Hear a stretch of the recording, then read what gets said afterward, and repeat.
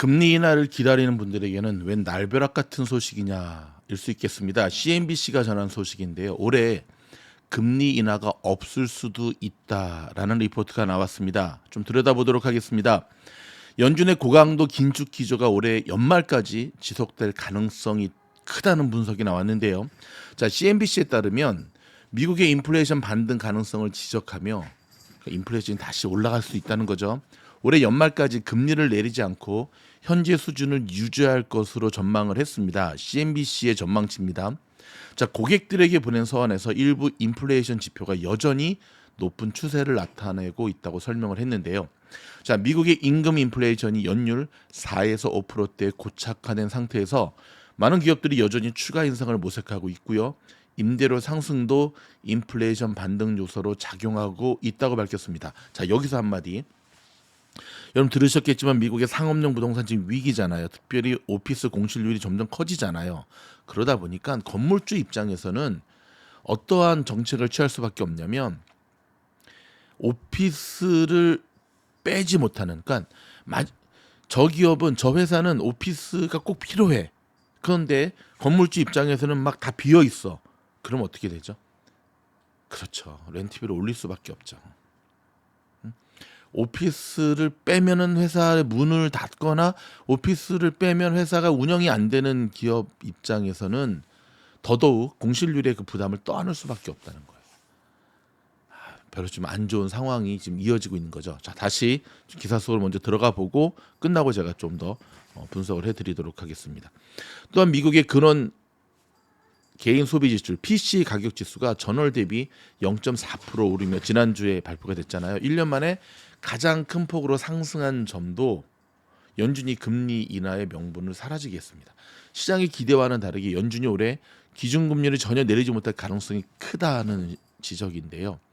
자, 앞서 미국의 상무부는 지난 28일 미국의 PC 가격 지수가 전년 동기 대비 2.8%, 전월 대비 0.4% 상승했다고 밝힌 바 있습니다. 이는 월가 전문가들의 예상치에 모두 부합하는 수준이었는데요. 그래서 시장이 금요일 날 그래도 꾸역꾸역 올랐잖아요. 그런데 말입니다. 전월 대비 수치가 1년 만에 최고치를 기록했다는 것은 시장이 지금 놓친 부분이에요. 이거는 곧 전월 대비 수치가 1년 만에 최고치를 기록했다는 것은 인플레이션의 반등 가능성이 높아졌다는 뜻입니다. 이와 관련해서 아폴로 매니지먼트는 미국의 인플레이션이 연준의 목표치까지 낮아지기 위해서는 올해 대부분이 필요할 것이라면서 결과적으로 미국의 채권 수익률은 높게 유지되고 최대 6차례 금리 인하를 기대하는 투자자들은 크게 당황할 것이라고 강조했습니다. 자, 문제는 바로 이겁니다, 여러분. 지금 경제 수치들은 내려오고 있지만 미국의 실물 경제는 최악이거든요. 정말 최악입니다. 좀 아이러니한 게 뭔가 좀 문제가 있는 게 실물 경제는 최악인데 실업률은 또 유지가 되고 있는 거거든요.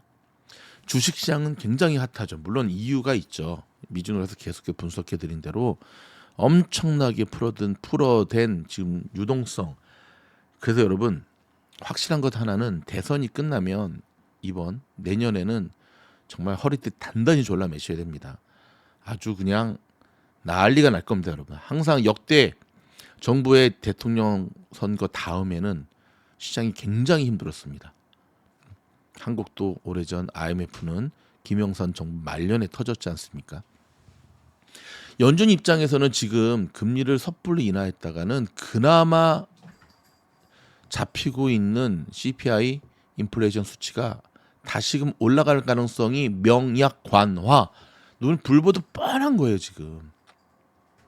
자, 이번 주 더더욱 파월 의장의 상원 하원 청문회 통화정책 이야기하거든요. 주목해야 될 필요가 있습니다. 근데 저는 파월이 무슨 말 할지, 저는 파월은 여러분 급격한 변화를 주질 않아요. 아시죠?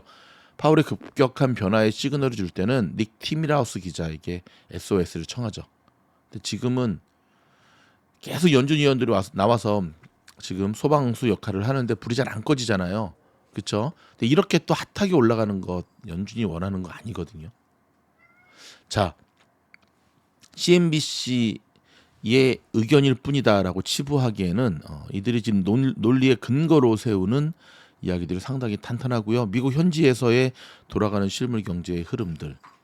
연준이 금리를 이런 시그널이 나면 금리를 확실히 내리는데 뭐 실업률이 치솟거나 아니면 실물 경제가 완전히 잡혀가지고 진짜 모두가 아유 이제는 좀 살만하네 하면 금리를 내리거나 아니면 더 하다가는 미국 경제 부러져 하는 시그널이 나와야 되는데 지금 미국 경제가 너무 강하잖아요.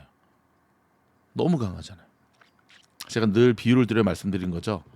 예, 바카스를 계속 먹여가지고 스테로이드를 계속 맞춰가지고 어찌됐든 뭐 단기적으로나 뭐 현상학적으로는 지금 경기가 강하니까 연준이 이거 내릴 명분이 하나도 없는 겁니다. 잔학기나 리스크 관리 미주널 영상 여러분 구독하시면 저희 영상 구독하시면 이렇게 속보 미국 현지에서 필터링 거쳐서 생생하게 보내드리도록 하고요. 그 다음에 최근에 멤버십 많은 분들이 가입해주고 계시는데 계좌가 살아나는 놀라운 일이 벌어지고 있습니다. 고맙습니다.